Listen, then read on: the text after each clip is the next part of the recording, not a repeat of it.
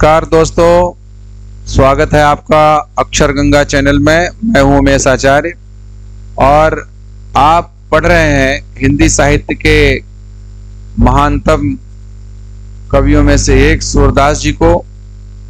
इसके पहले के क्रम में आपको अनेक पदों का अर्थ और उसका भावार्थ समझाया जा चुका है। आज मैं पुनः आपके समक्ष यूपी बोर्ड में कक्षा 10 की जो पुस्तकें चलती हैं और उनमें जो पद दिए हुए हैं उनमें से कुछ पद आपके समक्ष में लेकर के आया हूं। आइए जानते हैं इनका भावार्थ और इनकी व्याख्या। पढ़ना आप जान गए होंगे, कैसे आप इनको गाएंगे। पद गाए जा सकते हैं, गेय पद हैं, इसलिए कभी पूछा जाता है छंद का नाम, तो आप गेय पद लिख सकते हैं। पहला पद है जैसे मैं अपनी सब गाय चरए हों। चरए हों ये ब्रज भाषा का शब्द है, गाय चरए हों। तो यहाँ पर जो ऐसे शब्द आते हैं रहे हों, चरए हों, तो जय हों, ये शब्द ब्रज भाषा का चारुत्व है, सुंदरता आती है। इससे हर क्षेत्र की एक भाषा की सुंदरता होती है और वही ब्रज भाषा का लालित्य इसमें छुपा हुआ है।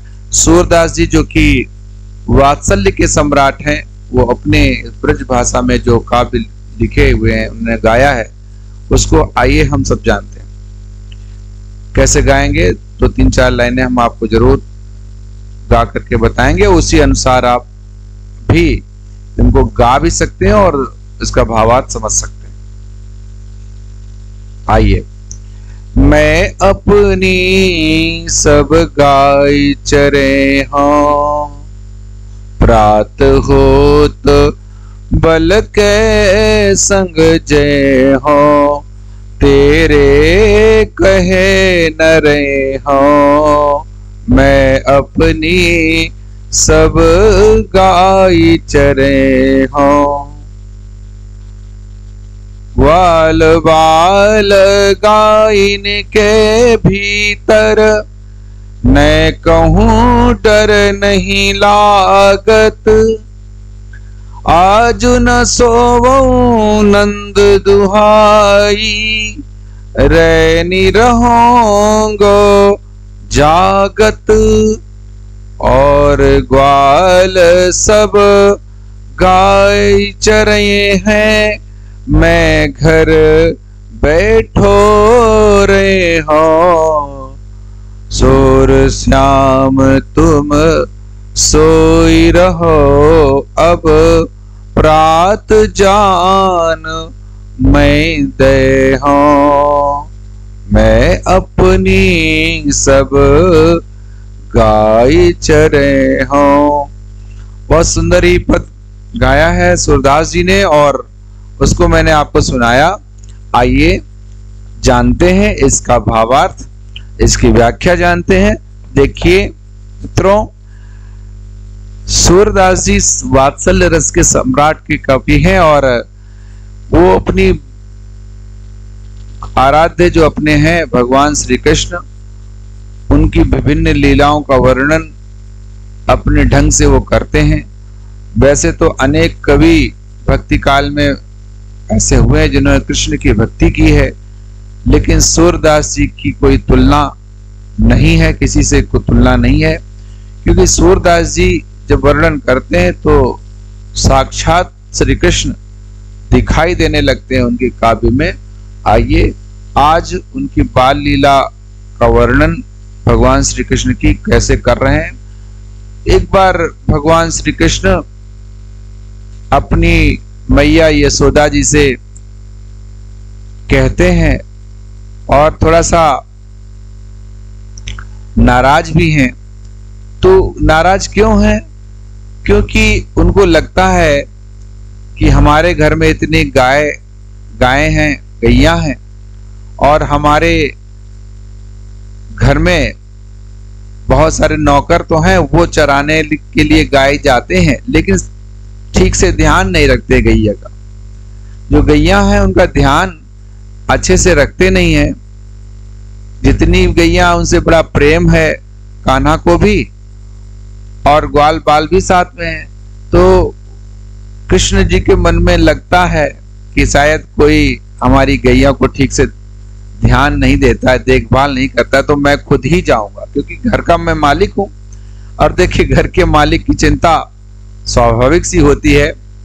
घर में कोई काम होता है तो घर का जो मालिक होता है उसको दिमाग में रहता है कि भाई घर में काम सब लोग कर रहे हैं, लेकिन मैं जब खड़ा होऊंगा तो बहुत अच्छा काम होगा, ऐसा मन में विश्वास रहता है।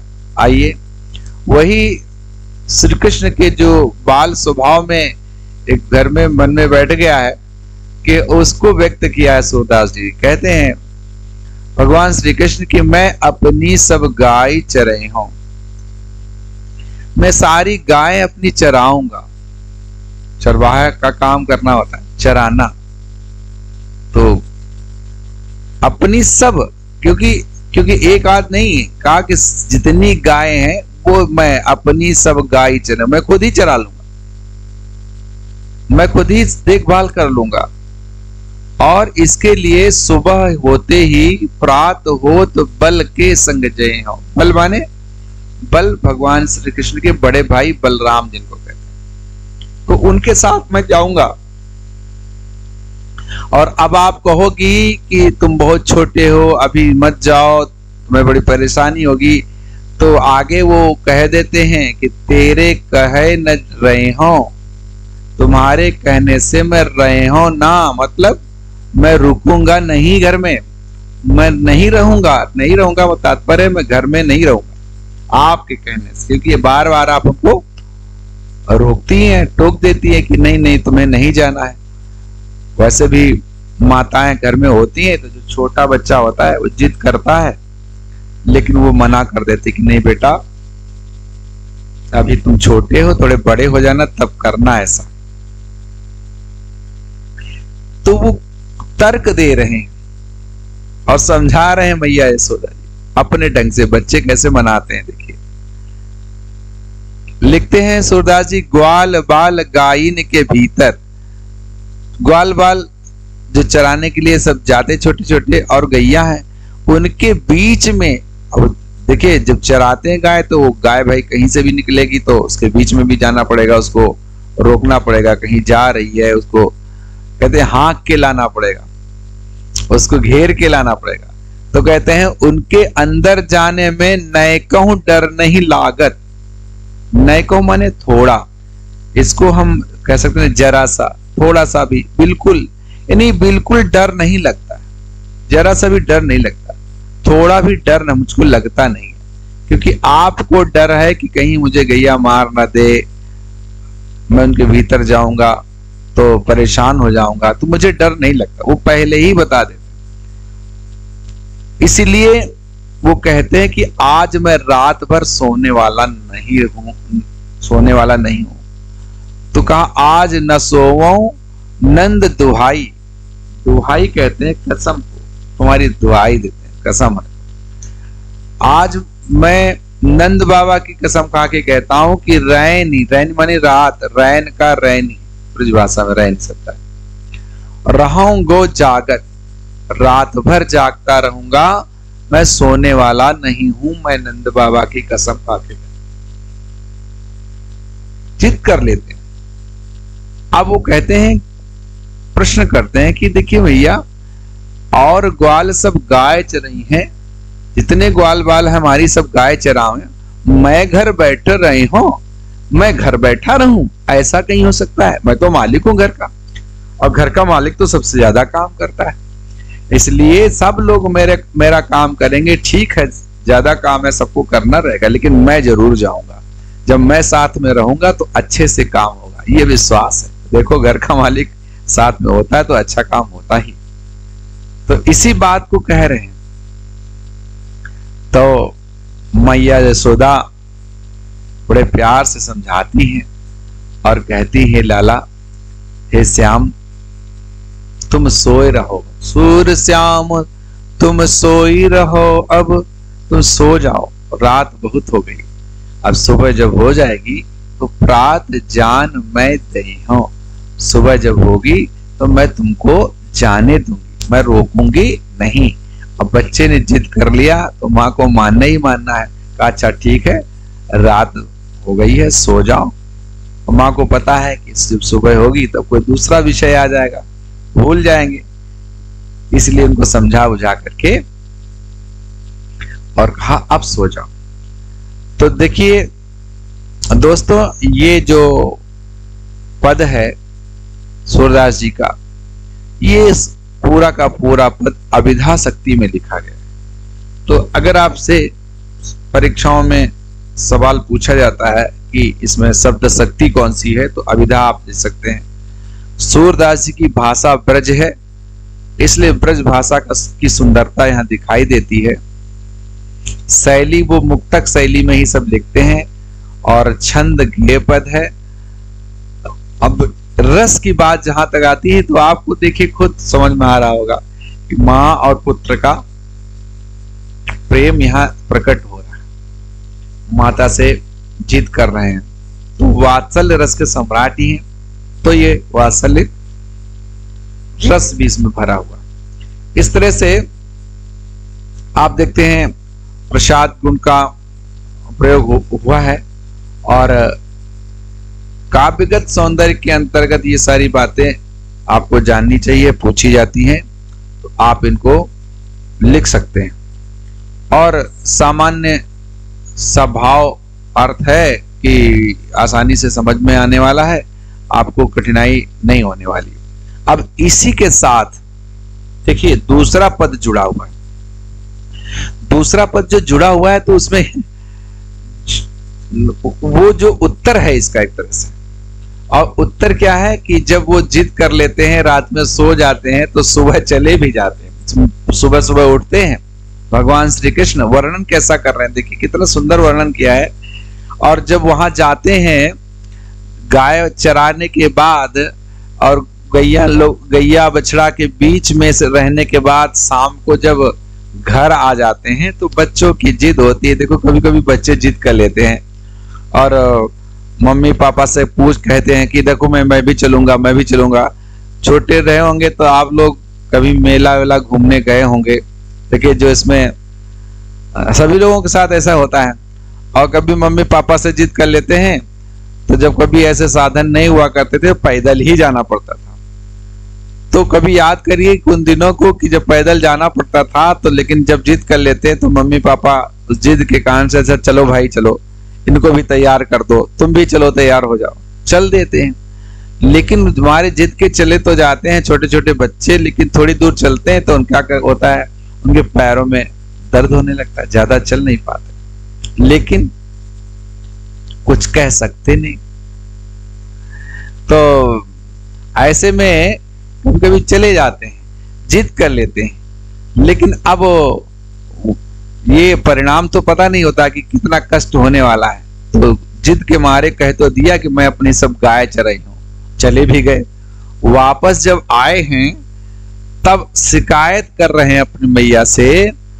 क्या शिकायत कह रहे हैं, पहले सबसे यही कहते हैं कि मैया हो न चरई हो गाय, मैया हम अपनी गाय अब नहीं चराएंगे, हम अपनी गायों को अब चराने नहीं जाएंगे। क्यों नहीं जाएंगे, बड़ी जिद करी थी भाई। मैया ने कहा क्यों नहीं जाओगे, तो उत्तर देते हैं सिगरे ग्वाल घिरावत मोशो मेरे पाए पिराई। आज सिगरे माने सब, जितने ग्वाल हैं, जितने चरवाहे हैं, वो हमसे ही गैया घिरवाते हैं। चरवाहे लोगों की आदत होती है, जो सबसे छोटा चरवाहा होता है उसी से कहते हैं जाओ भैया गैया घेर ले आओ, बछड़ा घेर ले आओ। वो और बड़े वाले चरवाहे वो बैठे रहते हैं, आदेश देते हैं। तो जो छोटे छोटे होते हैं उनको दौड़ने में भी सुविधा, बहुत ज्यादा कठिनाई नहीं होती है, बहुत जल्दी दौड़ जाते हैं हमारे शौक के। लेकिन आखिर में दर्द तो पैर करेंगे ही करेंगे।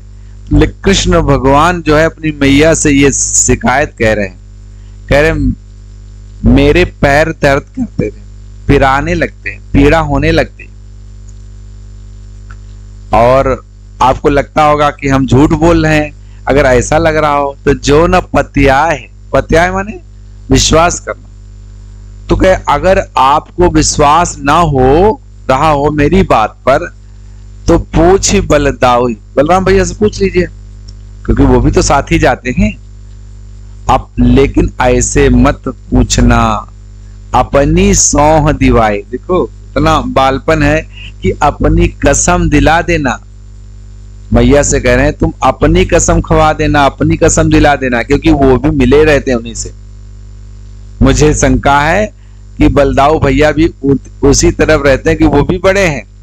अपनी सौंह दिवाए, उनसे पूछना, तब वो सही बात बताएंगे। तो ये सुन करके यशोदा जी जो है, यह सुन माई यशोदा ग्वालनी, जितने ग्वाल हैं, जितने ग्वाल बाल हैं, उनको मैया यशोदा गारी देत रिसाए, बड़े नाराज होकर के, रिसाए के, क्रोध में आके उनको उल्टा सीधा बोलने लगती है। मेरा लाला, मेरा श्याम छोटा है और हमने भेज दिया था, और उनको ऐसी ऐसी परेशानी देते हैं, ऐसे उनसे दौड़ाते रहते हैं हमारे छोटे से लल्ला को। तो ये सब कहते हैं, जैसे आजकल होता है, माताएं जो है अपने बच्चे के प्यार में अगर कोई शिकायत वो करता है, और छोटा बच्चा है तो बड़े बड़े बच्चे जो मोहल्ले में हम लोग खेलते हैं, तो क्या होता है कि वो छोटे छोटे बच्चे शिकायत कर देते तो बड़ों की डांट पड़ती है। आज भी वैसे ही होता है। तो मैं पठवती अपने लड़का को, आवे मन बहराए। वो कहती हैं कि हम तो अपने बच्चे को भेजते हैं, लड़का माने लड़का, लड़का से लड़का बन गया, ये ब्रजभाषा। मैं तो अपने बच्चे को भेजती हूँ कि जाएगा और थोड़ा मन बहल जाएगा, आउटिंग हो जाएगी, तो मन बहल जाएगा तो अच्छा लगने लगेगा, गरीब दिन भर रहता है। लेकिन ये श्याम जो है वो कृष्ण मेरा अति बालक है, बड़ा छोटा बच्चा है। अति माने यहाँ छोटे के लिए का, अति माने बहुत नहीं, बहुत, यहाँ पर अति के लिए एक शब्द है कि बहुत छोटा है। मेरा बालक कृष्ण ये बड़ा छोटा है, और ऐसे छोटे से बालक को मारत ताहि रिंगाए।